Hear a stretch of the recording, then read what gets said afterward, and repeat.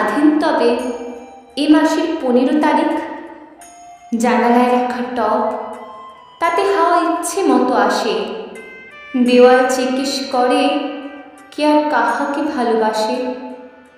বৃষ্টি নেমে এলে জল রাস্তাঘাটে খুঁজে নেয় দিক। তুমিও স্বাধীন তবে এ মাসের 15 তারিখ। বেড়াল কার্নিস থেকে লাফ দেয়, যেদিকে দু চোখ। একটি কবিতার বই কিনে ফেরে গদ্যের পাঠক।